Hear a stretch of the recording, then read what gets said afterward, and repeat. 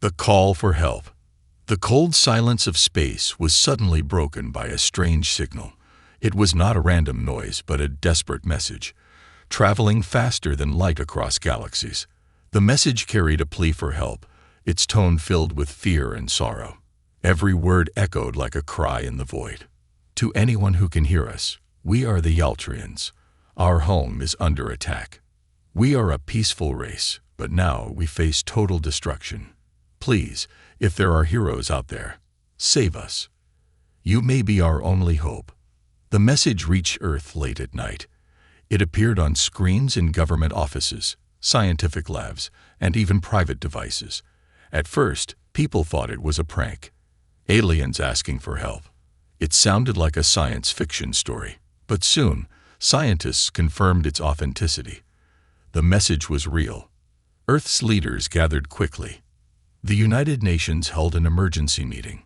They played the message over and over. The Yaltrians sounded desperate, and their plea stirred something deep inside everyone who heard it. Why us? A diplomat asked. They must think we are strong, replied General Marcus, head of Earth's space defense. Earth had earned a reputation across the stars.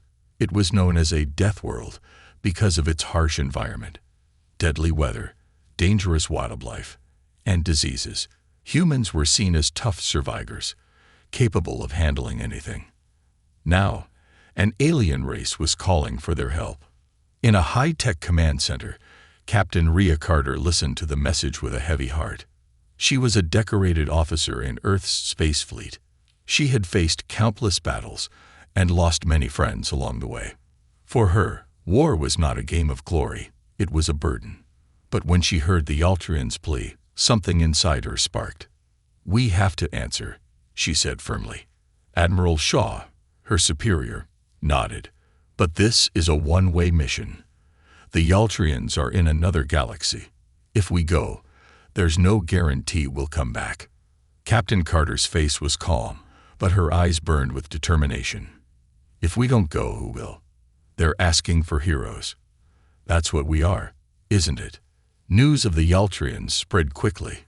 Across Earth, people debated whether to help.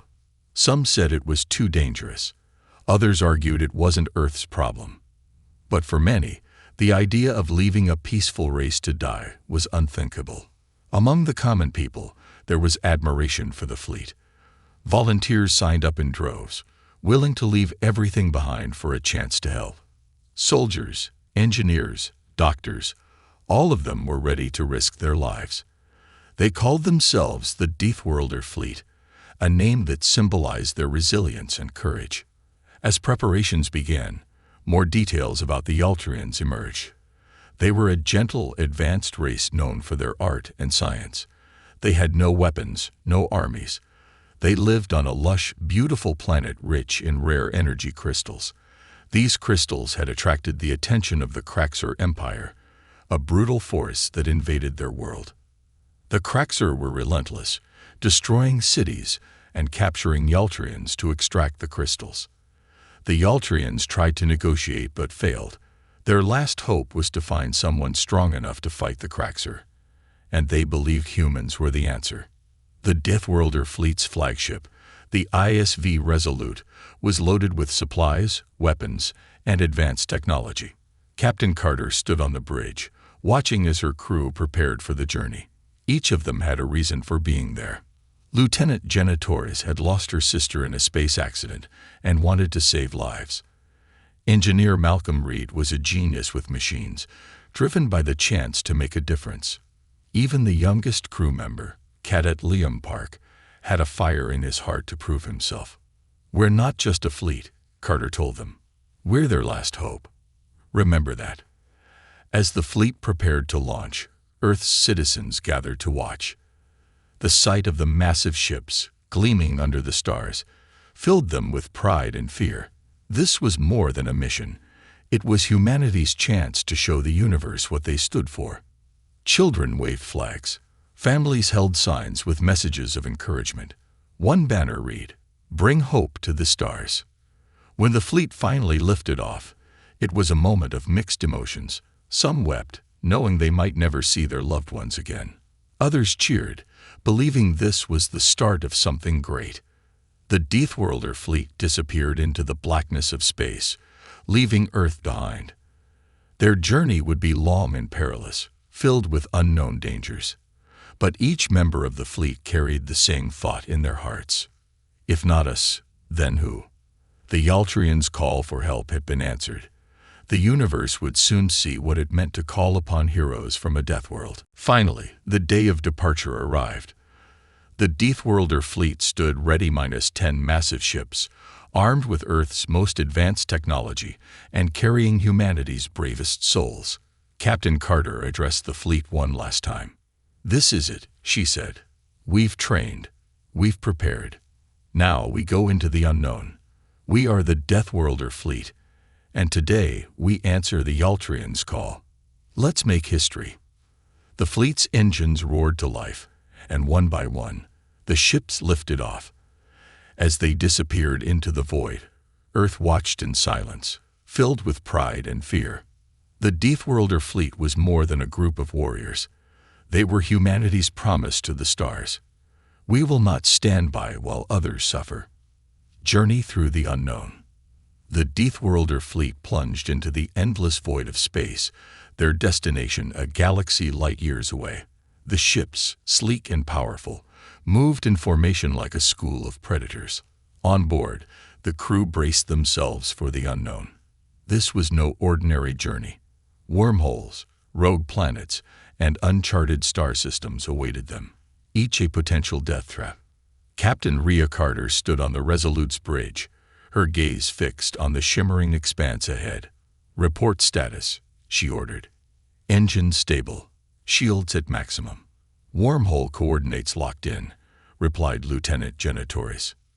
"Good. Let's hope our luck holds," Carter muttered. The wormhole entry.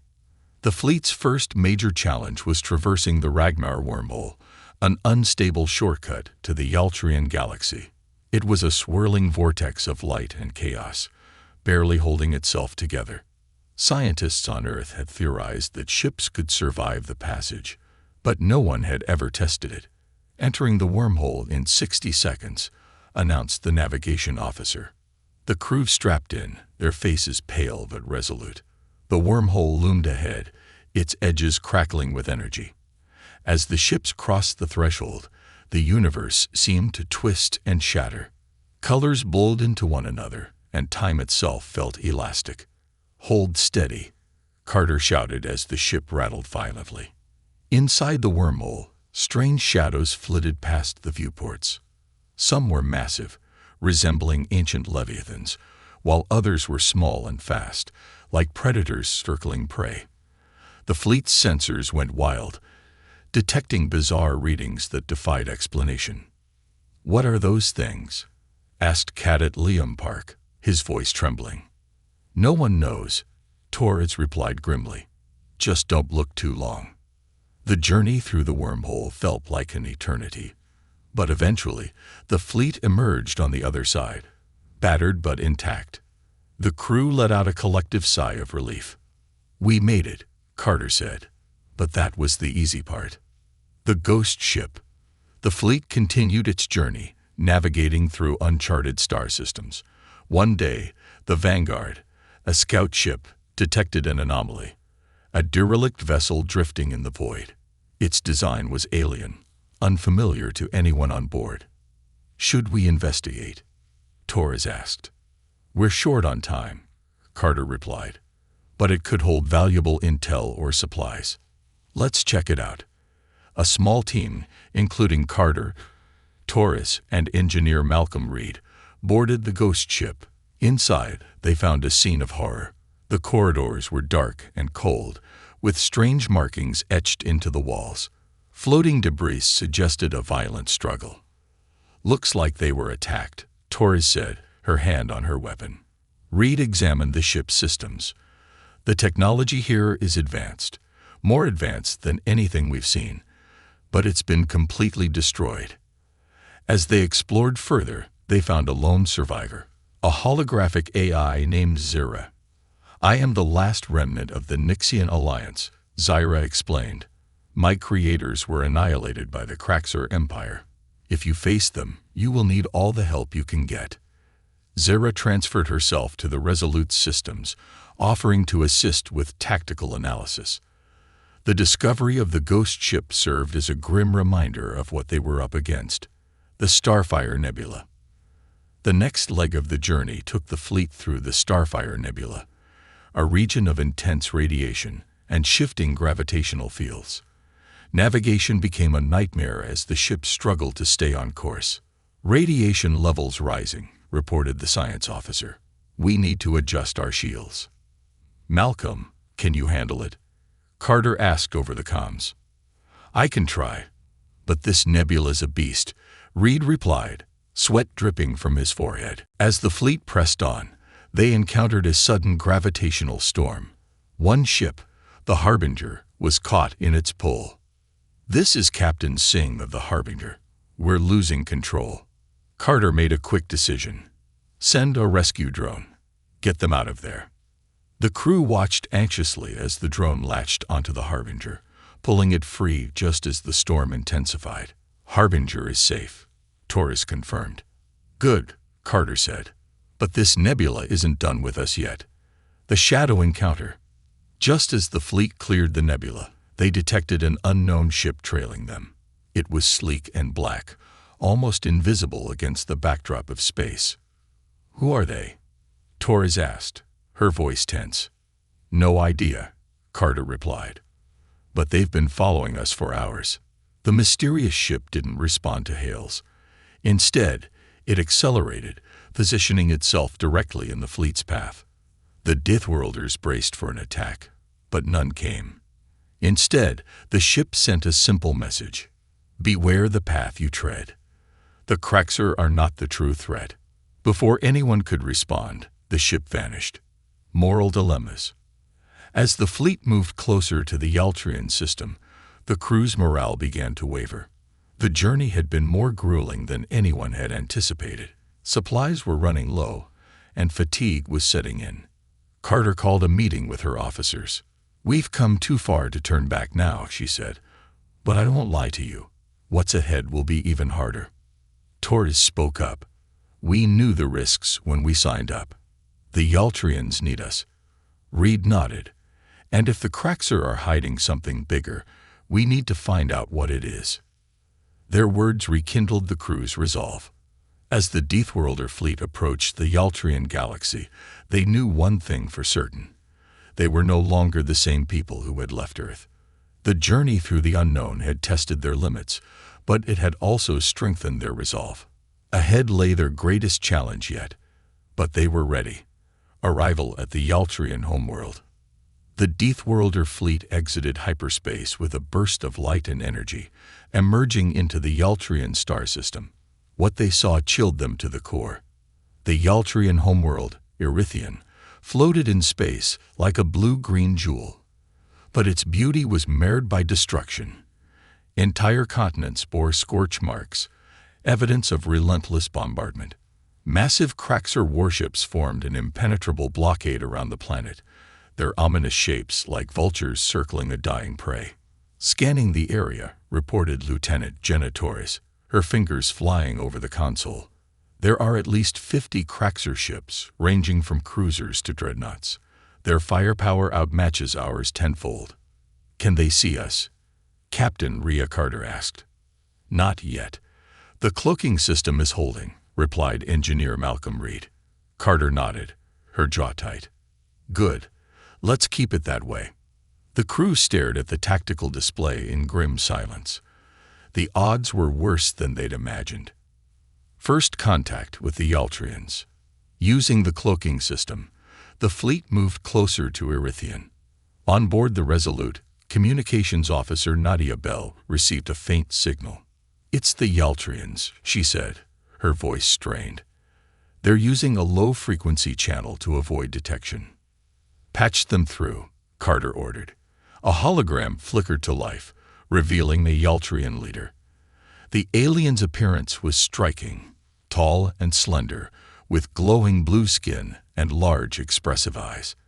Despite their regal posture, they looked exhausted. "I am Elora Vin, council leader of Erythian," the figure said. "You've come, the heroes from the Deathworld."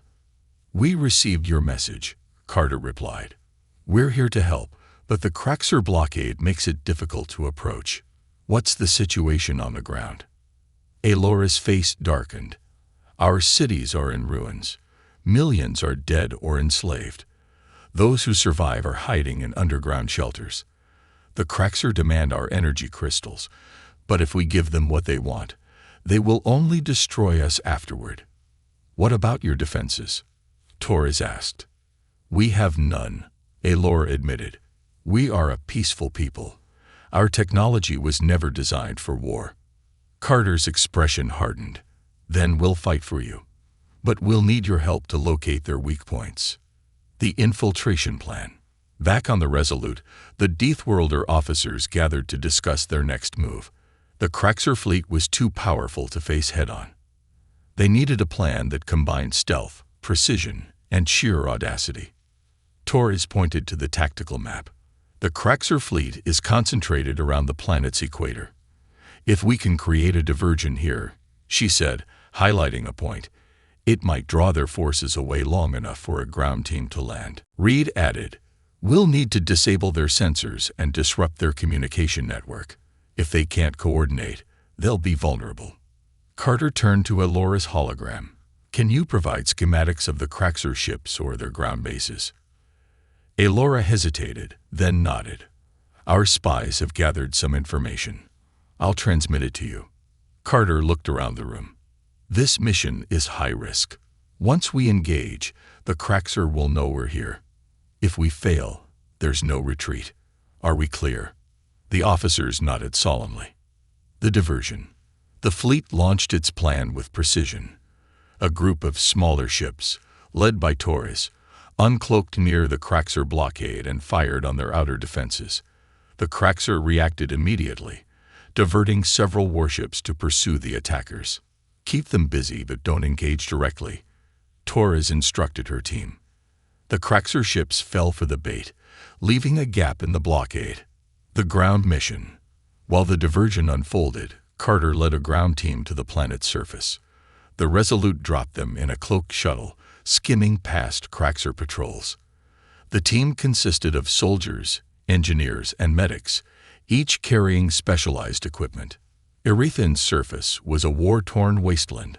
Skyscrapers lay in ruins, their skeletons reaching skyward like broken fingers. The air was thick with ash, and the distant sounds of Kraxer machinery echoed ominously. The team made their way to an underground shelter where surviving Yaltrians had gathered. When Carter entered, the refugees stared at her in awe. "You came," a young Yaltrian whispered, their voice trembling. Carter knelt to their level. "We're here to help, but we need your knowledge to fight back." The Yaltrians guided the team to a hidden chamber filled with maps and data. One of the elders, a scientist named Viren Sol, explained the importance of the energy crystals. "These crystals power the Kraxer's most advanced weapons," Viren said. "If we destroy their mining operations, it will cripple their supply chain." The first strike. Using the data provided by the Yaltrians, the ground team launched a coordinated assault on a Kraxer mining facility. Reed hacked into their systems, overloading their power grid and causing massive explosions. "Facility destroyed," he reported. "That should get their attention." It did. Kraxer reinforcements descended on the area, forcing the team into a brutal firefight. "Hold the line," Carter shouted as Kraxer soldiers charged. The Deathworlders fought with unmatched tenacity, their superior tactics and resilience turning the tide. But the Kraxer kept coming, their sheer numbers threatening to overwhelm the team. The revelation. In the chaos, Carter encountered a Kraxer officer who surrendered unexpectedly. The alien, a towering figure with battle scars, spoke in a deep, gravelly voice. "You think this is a victory?" he sneered. "You have no idea what you're up against." "What do you mean?" Carter demanded. The Kraxer officer grinned. "We are not the true threat. The Eclipsers are coming. They will devour us all. Kraxer, Yaltrian, and human alike. Carter's blood ran cold. Eclipsers. They consume entire civilizations, the Craxer said. We took this planet to prepare for them. You've just made a grave mistake. The aftermath. The team barely escaped, returning to the Resolute with the wounded and the Craxer prisoner. Carter convened an emergency meeting. If what he says is true, we're facing something far worse than we imagined, she said. But the Yaltrians still need us. We can't abandon them now. The crew agreed, but a heavy sense of dread hung over them. Their mission had just become even more complicated, and the stakes were higher than ever. The battle begins. The Deathworlder Fleet's cloaking system had bought them precious time, but that time was running out. The Craxer, sensing unusual disruptions in their mining operations and fleet maneuvers, had grown increasingly agitated. Their warships were now in tighter formations, and their patrols had doubled. Captain Rhea Carter knew the window for a decisive strike was rapidly closing. In the Resolute's war room, the senior officers and Yaltrian advisors gathered around a glowing holographic display.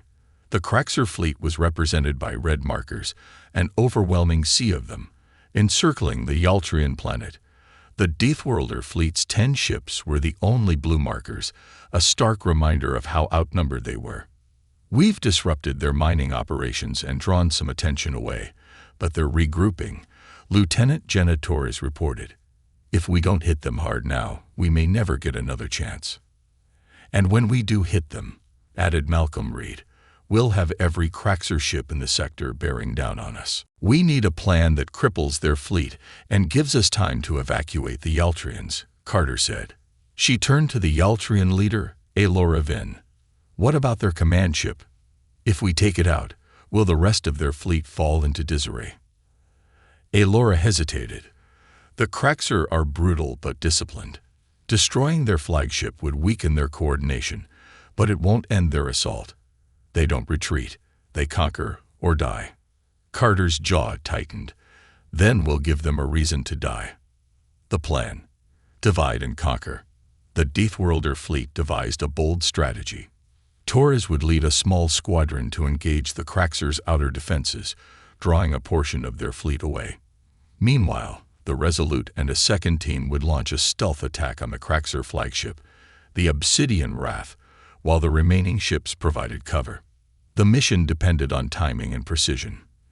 If any part of the plan faltered, the entire fleet could be destroyed. Let's be clear, Carter said, addressing the crew. This isn't just about winning a battle. It's about buying time for the Yaltrians to evacuate and ensuring the Craxer don't wipe out another civilization. We are the only thing standing between them and annihilation. Failure is not an option. The diversion.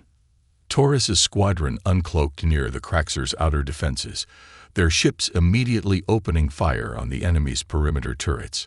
The Craxer, caught off guard, scrambled to respond. Enemy ships are diverting, Torres reported over the comms. We've got their attention. Moving to Phase 2. Her squadron played a deadly game of cat and mouse, luring Craxer ships into asteroid fields and radiation pockets, where their superior speed and maneuverability gave them the edge. But the Craxer were relentless. For every ship Torres took out, another seemed to take its place. Keep pushing, she told her team. We just need to hold long enough for Carter to strike.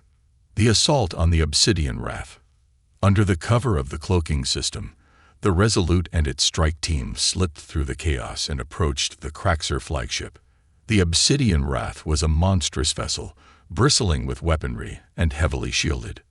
Scans show their shield generators are located here and here, Reed said, highlighting weak points on the holographic display. If we can disable those, we'll have a shot at their main reactor. Carter nodded. We'll split into 2 teams. One will take out the shield generators, and the other will head for the bridge. The strike teams boarded the Obsidian Wrath using stealth pods. Inside, the corridors were a maze of sharp angles and harsh red lighting. Craxer soldiers patrolled in pairs, their insect-like exoskeletons glinting under the dim lights. Move quietly, Carter whispered. The teams advanced, taking out patrols with precision. When they reached the shield generators, Reed's team planted charges, setting a timer for detonation. Charges set, Reed confirmed. 3 minutes until boom time. Meanwhile, Carter's team fought their way toward the bridge. The Craxer resistance grew fiercer with every step, forcing the Deathworlders into brutal close-quarters combat. "They're stalling us," Carter realized. "They know we're coming." The turning point. As the charges exploded, the Obsidian Wrath's shields flickered and went down. The Deathworlder Fleet seized the opportunity, pouring concentrated fire onto the flagship. Explosions rippled across its hull, but the Craxer refused to go down without a fight. Inside the ship, Carter's team breached the bridge. The Craxer commander, a massive figure named General Xerak, stood waiting for them. "You think you've won?" Xerak growled, his voice resonating like a drumbeat. "This is just the beginning." Carter aimed her weapon at him. "Surrender, and your crew might live." Xerak laughed, a deep, menacing sound. "Do you even know what you're fighting for? The Yaltrians aren't innocent. Their crystals are a curse. You'll see." Before Carter could respond, Xerak activated a self-destruct sequence. Escape and sacrifice. Self-destruct in 5 minutes, the ship's automated voice announced. "Fall back," Carter ordered. The Deathworlders raced against time, fighting through waves of Craxer soldiers as they made their way to the escape pods. Explosions rocked the ship, and the corridors filled with smoke and debris. When they finally reached the pods, Carter looked back. Xerak remained on the bridge, his expression one of grim satisfaction. "This isn't over," he said as the doors closed. The Deathworlders launched their pods just as the Obsidian Wrath erupted in a blinding explosion. The Craxer fleet faltered, momentarily thrown into chaos. The cost of victory. Back on the Resolute, the crew celebrated their narrow victory. They had dealt a crippling blow to the Craxer, but the cost was high. Torres's squadron had suffered heavy losses, and the fleet was battered. Carter stood in the observation deck, staring at the burning remains of the Craxer flagship. "We bought some time," she said quietly. "But Xerak's words haunt me. What did he mean by the crystals being a curse? The battle was won, but the war, and the mystery, was far from over." The hidden truth. The remains of the Craxer flagship, Obsidian Wrath, drifted silently in space, glowing embers against the dark canvas of the Yaltrian system. The Deathworlder fleet had scored a significant victory, but the mood aboard the Resolute was far from celebratory. The words of General Xerak, spoken moments before his death, echoed in Captain Rhea Carter's mind. "The crystals are a curse. You'll see." On the bridge, the crew analyzed the aftermath. Lieutenant Jenna Torres was the first to speak. "The Craxer fleet is regrouping," she said, pointing to the tactical display. "They're weaker now, but they're not retreating. They'll come back with reinforcements." "We've bought the Yaltrians some time," Carter replied, her tone grim. "But we need to know what Xerak meant. If these crystals are truly a curse, we're fighting blind." Alora Vin, the Yaltrian leader, appeared on the holographic display. Her expression was a mix of relief and apprehension. "You have saved us from immediate destruction," Alora said. "But Xerak's words trouble me as well. What did he mean by a curse?" "We're about to find out," Carter said.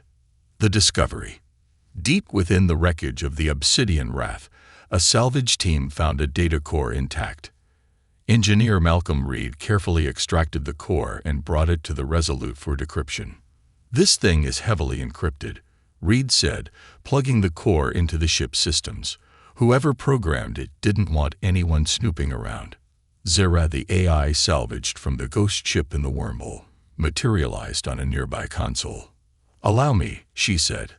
Her holographic form flickered as she accessed the data. Lines of alien code scrolled rapidly across the screens. After a tense few minutes, Zyra spoke. "The Craxer's files contain detailed records about the Yaltrian energy crystals," she said. "They refer to them as void charts. Void charts, Torres repeated. That doesn't sound good. It isn't, Zyra replied. The crystals are highly unstable and emit a unique type of energy. When concentrated, this energy creates a ripple effect in subspace, attracting something called the eclipsers. The eclipsers unveiled. The room fell silent as Zyra displayed an image of the eclipsers. They were massive, black, amorphous entities, their forms constantly shifting and pulsating with dark energy. They consume everything in their path: planets, civilizations, entire star systems, Zyra explained. The Kraxer weren't mining the crystals for weapons. They were trying to find a way to contain the energy and prevent the eclipsers from finding them. Carter's stomach dropped. Are you saying the Yaltrian crystals are like a beacon for these things? Exactly, Zyra said. The more crystals are mined and concentrated, the stronger the signal. It's only a matter of time before the eclipsers arrive. Elora's hologram appeared again, her face pale. This cannot be true. Our people have used the crystals for millennia. They power our cities, our technology. They are the lifeblood of our civilization. And now they're the reason your civilization is in danger, Torres said bluntly. A divided alliance. The revelation sent shockwaves through the fleet and the Yaltrians. Heated debates broke out among the officers and advisors. We can't just abandon the Yaltrians, Carter said during a meeting. They need our help to evacuate. Torres shook her head. And go where, Captain? If the crystals are a beacon, any planet they settle on will be a target. Elora looked stricken. We cannot simply leave our world behind. The crystals are part of who we are. Carter slammed her hand on the table. We don't have a choice. If we stay here, the Kraxer will finish what they started, and the eclipsers will clean up whatever's left. We need to figure out how to destroy the crystals, or neutralize their signal. Zyra interjected. There is one possibility. The Kraxer files mention a prototype device designed to stabilize the crystal's energy. It's incomplete, but if we can finish it, we might be able to mask the signal. A race against time. The Deathworlder Fleet split into two teams. One team worked with the Yaltrians to evacuate as many civilians as possible, while the other, led by Reed and Zyra, focused on building the stabilizer. Reed set up a makeshift lab in the Resolute's engineering bay, working tirelessly with his team. The Yaltrians provided their technological expertise, combining their knowledge with human ingenuity. Every second counts, Reed muttered, wiping sweat from his brow. The Kraxer won't give us much time, and the eclipsers could show up at any moment. The Kraxer strike back. The Kraxer weren't idle. Their remaining fleet launched a surprise attack on the Yaltrian evacuation zones. The Deathworlder ships scrambled to defend the transports, engaging in a brutal space battle. Torres commanded the fleet with razor-sharp precision. Focus fire on their frigates, she ordered. We need to keep them off the AVAC ships. Explosions lit up the void as ships from both sides were destroyed. The Deathworlders fought valiantly, but the Kraxer were relentless. We're losing ships, Torres reported to Carter. If we don't get that stabilizer working soon, this is all for nothing. A desperate breakthrough. In the lab, Reed and Zyra finally cracked the stabilizer's design. The device hummed to life, emitting a low, steady pulse. It's working, Reed said, relief flooding his voice. The signal is stabilizing. Zyra's hologram flickered. The eclipser's advance has slowed. They're no longer locked onto this location. Carter wasted no time. Deploy the stabilizer to the Yaltrian capital. It'll buy us more time to finish the evacuation. The hidden cost. As the stabilizer was activated, a grim truth emerged. The device required a massive energy source to maintain its effect, more energy than the Yaltrians could provide without destroying what remained of their infrastructure. We'll have to use the Resolute's core, Reed said, but it'll leave us defenseless. Carter made the call. Do it. If the fleet falls, at least the Yaltrians will have a chance. The crew worked together, transferring the ship's energy to the stabilizer. As the Craxer pressed their attack, the Deathworlder fleet held the line, fighting with everything they had. The Eclipsers warning. With the stabilizer active, the Eclipsers slowed their approach, but a new message appeared on the fleet's sensors. A signal, cryptic and ancient. Zera translated it. The void hungers. Your light delays it, but the hunger cannot be denied. The Deathworlders had won a temporary reprieve, but the message was clear. The Eclipsers would come, and when they did, no one would be safe. The heroic decision. The stabilizer pulsed with faint blue energy, humming like a fragile heart keeping the Yaltrian world alive. In the shadow of its glow, the Deathworlder fleet stood battered but unbroken, their mission teetering on the edge of triumph and disaster. The Craxer forces were regrouping for a final assault, and the Eclipsers loomed in the distant void, a silent predator biding its time.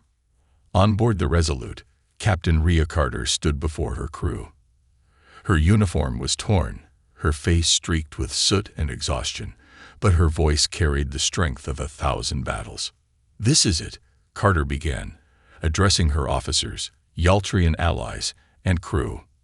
"We've given the Yaltrians a fighting chance, but we need to finish this. The Craxer won't stop until they're destroyed, or we are. And the Eclipsers." She paused, the weight of the word hanging heavy in the air. "They're a threat we can't fully comprehend, but if we don't act now, we lose everything." The final stand. The Deathworlder fleet devised their final desperate strategy. The stabilizer had bought time, masking the Yaltrian crystal's energy signature from the Eclipsers, but it was a temporary solution. To ensure the survival of the Yaltrians, and perhaps the galaxy itself, the Craxer had to be dealt with once and for all. "We'll take the fight to them," Lieutenant Jenna Torres declared, her eyes blazing with resolve. "Hit their command ships, cripple their fleet, and send a message that Earth's defenders don't back down." "But how?" Malcolm Reed asked. "Our ships are barely holding together, and their reinforcements could arrive any moment." Carter's gaze was steely. "We don't need to destroy them all. Just enough to force a retreat. We'll use the stabilizer's core as a weapon, a concentrated pulse of energy strong enough to disable their fleet. But that'll destroy the stabilizer," Torres countered. "The Eclipsers will sense the crystals again." "We don't have a choice," Carter said. "We're out of time." The Yaltrian dilemma. As the plan was set in motion, Elora Vin approached Carter. The Yaltrian leader's usual calm demeanor was strained, her voice trembling with fear and gratitude. "We owe you everything," Elora said. "But I must ask, what happens after the Craxer are gone? The Eclipsers will still come. How can we hope to survive?" Carter hesitated. "The truth is, I don't know. But we'll fight for you as long as we can." Elora's glowing eyes searched Carter's face. "You are unlike any species we've encountered. Your strength, your resilience, it is inspiring. We will not forget what you've done." The battle for Erythian. The Craxer fleet descended on the Yaltrian homeworld like a swarm of locusts. The Deathworlder fleet, outnumbered and outgunned, launched their counterattack with unmatched ferocity. "Target their engines and weapon systems," Torres shouted over the comms. "We're not here to destroy. We're here to disable." The Resolute led the charge, its weapons lighting up the void. Fighters weaved through Craxer formations, delivering precision strikes. Yaltrian ships, retrofitted with weapons by Reed and his team, joined the fight, surprising the Craxer with their newfound firepower. Explosions rippled across the Craxer fleet, but their forces remained relentless. The Deathworlder fleet suffered heavy losses, each destroyed ship a painful reminder of the stakes. The sacrifice. As the battle raged, Carter made the call to deploy the stabilizer's core. It would emit a subspace pulse powerful enough to disable every ship in the Craxer fleet, but the Resolute would have to stay behind to ensure its activation. "Captain, you can't be serious," Reed protested. "Without the Resolute, the fleet has no chance of escape." "We've come this far," Carter replied. "If this is the price for saving the Yaltrians, then so be it." Torres stepped forward. Then I'm staying too. Someone needs to ensure the pulse is targeted properly. No, Carter said firmly. You'll lead the fleet to safety. That's an order. For a moment, Torres looked as if she might argue, but she saluted instead. Yes, Mom. The pulse. With the stabilizer core ready, Carter and a skeleton crew prepared for the final act. The remaining Deathworlder ships, along with the Yaltrian transports, retreated to a safe distance. Activation in 10 seconds, Reed reported from the engineering bay. Carter stood on the bridge, her gaze unwavering. This is for Earth, for the Yaltrians, for every world the Kraxer threatened. The stabilizer core erupted in a brilliant flash, sending a wave of energy through space. The Kraxer ships shuddered and went dark, their systems completely disabled. The battle was over, but at a great cost. The aftermath. As the surviving Deathworlder and Yaltrian ships regrouped, they received a final transmission from the Resolute. Carter's face appeared on the screen, her expression calm but resolute. "We've done it," she said. "The Kraxer are finished. Now, it's up to you to ensure the Yaltrians survive. Tell Earth. Tell them we stood for something." Carter out. The Resolute, its systems failing, drifted toward Erythian's atmosphere and burned up in a blaze of light. The crew aboard the remaining ships watched in solemn silence, their hearts heavy with loss. A legacy of hope. With the Kraxer defeated, the Yaltrians began their evacuation in earnest, guided by the surviving Deathworlder ships. The stabilizer's destruction meant the Eclipsers would eventually return, but for now, the Yaltrians had a chance to rebuild. Torres, now the ranking officer of the fleet, addressed the combined forces. Captain Carter and her crew gave everything for this mission. We honor them by ensuring their sacrifice wasn't in vain. Humanity doesn't abandon its allies. Elora Vin placed a hand on Torres' shoulder. Your people have shown us what true courage is. You are more than Deathworlders. You are heroes. The unknown awaits. As the Deathworlder fleet set course for home, a faint signal reached them, a warning from the void. The Eclipsers were still out there, waiting, hungering. But humanity was ready. They had faced the impossible and prevailed. And now, they carried the hope of the Yaltrians and the legacy of Captain Rhea Carter into the stars. The battle was over, but the war for survival was just beginning.